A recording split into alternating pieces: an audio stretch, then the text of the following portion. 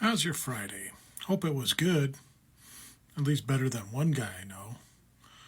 Good Friday to y'all, and happy Good Friday to y'all.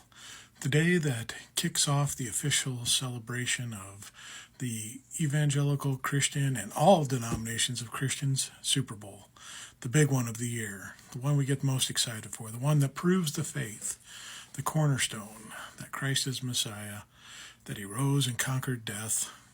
Not the first one to do it, but did it and based the religion completely on him.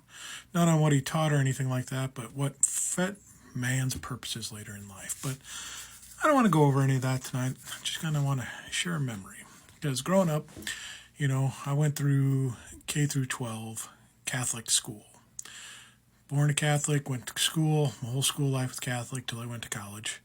And just the stuff we had to go through. And Good Friday was a mixed bag of sort of things for at least me growing up Catholic, because through all of Lent, from Ash Wednesday through Good Friday, every Friday we'd have Stations of the Cross.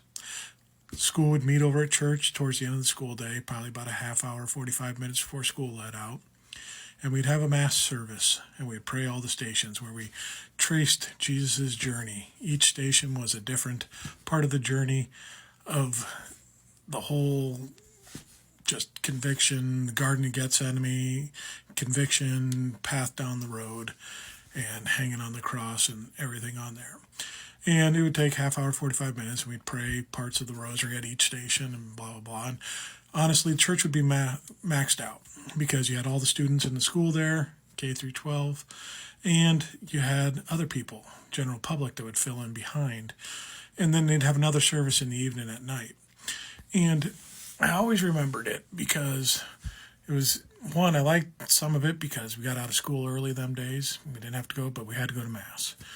And I could kind of count down till Easter was coming, because Easter was always great. I love Easter candy, favorite candy of the year, and just celebrating Easter. I mentioned spring. Summer's right around the corner. Freedom. I can sense it and taste it. Kind of ironic that was my Easter thoughts. Freedom was right there. But we'd always do this on the last day, the Good Friday. We'd have this whole thing, but we'd also put on a passion play. And I can't remember if it was 5th or 6th grade was responsible for the passion play every year in the church. So that grade level would fill in the actors, perform the whole thing. 2 performances, and 2 only every year. One in the afternoon before school let out, and the other one for the evening service. And both would always be packed. And when it was my year, my grade, we went in there, I got assigned the role of Judas. So it was kind of a big role for me, and I got to do all the stuff like that. And I remember my big scene was towards the end, after I turned in and betrayed Christ and went through all that, and I was going back to find the Romans or the Jewish leaders that I sold them out to. And the Romans I sold them out, the guys that gave me the 30 pieces of silver. And I was given a bag, this little pouch that had a bunch of change in it, pennies, whatever. And in the first service, I was supposed to take that and just kind of toss it on the ground at the feet of these gentlemen and say, I don't want your blood money. And then I stormed off, and the narrator said I went off to myself, and so I was dramatic as all can be, and walked out there and said my line and tossed my bag, which was supposed to be a gentle, soft toss at the feet of these gentlemen that were playing these roles. And this one, I lobbed her pretty good, had a little oomph behind it, and right into the testicular region of one of the guys. And he keeled over on stage. I didn't see it because my toss and about turn and storm off, I get back there and my buddies are just rolling because I exited out into the rectory, which is behind the scenes of everything. And my buddies are just rolling. They're like, oh, man, you just doubled over Kevin out there. He's out there. He can't breathe. I'm like, oh, no, no, no. So after the performance, the teacher comes up and says, we got one more performance. She said, Dan, sending me out. Let's not throw it so hard. Let's just kind of gently toss it on the ground. Get it to jingle a little bit. So I'm like, all right, I can do that. Got it. Taking my cues. action, let's do this. So I come into the night performance, church full up again. And I decided she wants change jingling. I'll give her change jingling and thinking about it. So I unloosened the purse strings a little bit. So in this one, I went and I tossed my bag and I turned around. And as I turned around, I heard all of the change just scatter. And this is on the altar of the church that we're performing this. So this just covered in pennies and nickels and dimes and whatever that we had bound up in this little pouch, just strewn across, which made a big mess that we had to clean up later.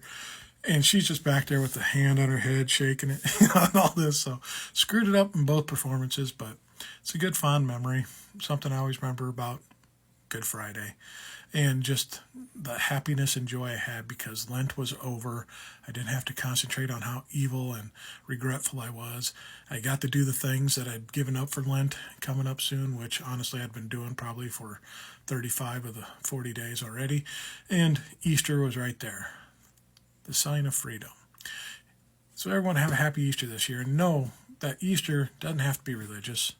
It doesn't have to be associated with any religious thought, creed, or anything like that. But it can be seen as just a simple freedom. The summer's coming, the sun's going to warm us up, and we have that freedom to go out. The kind of the significance of the summer coming around where we have everything to us until we become adults and we still have to work. But all the summer vacations, everything, kind of enlist them thoughts. There doesn't have to be any association with Christ or Jesus. It's just a time of year to celebrate. Things happening again, things we can look forward to again. Swimming trunks, shorts, backyard barbecues, and all that good stuff. Just enjoying the simple things of life.